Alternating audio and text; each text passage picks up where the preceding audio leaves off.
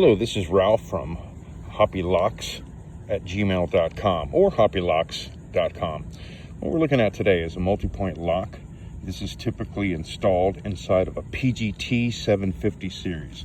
As you can notice, what you have on the side is you have the latch, and then you have a mishandling device, and then you have the deadbolt, and that is at the very top. So in other words, this is the bottom of the lock and this is the top. You have a handle hole, that's where your handle goes through, and this distance from here back is 60 millimeters, which is 2 3/8. Then you have a thumb turn at the very top, and that's where you activate the deadbolt.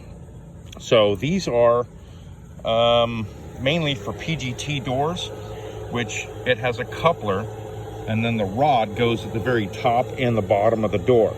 And you got to be careful on these because there's different rod sizes. There are 3/8, or I'm sorry, a 1/4 of an inch, then 5/16.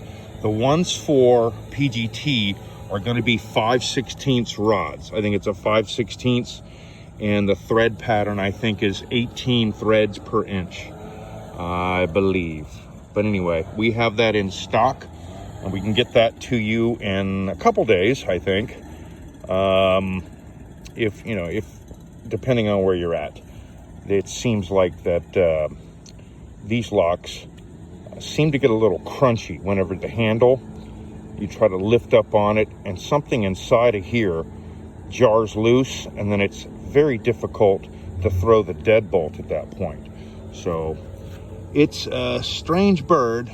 It is kind of cantankerous, but that's what it is. It's typically a concealed lock, so you don't see any of this stuff right here.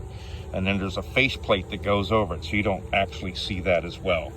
So that is a PGT or an SIW multi-point door lock that can be changed out pretty simple.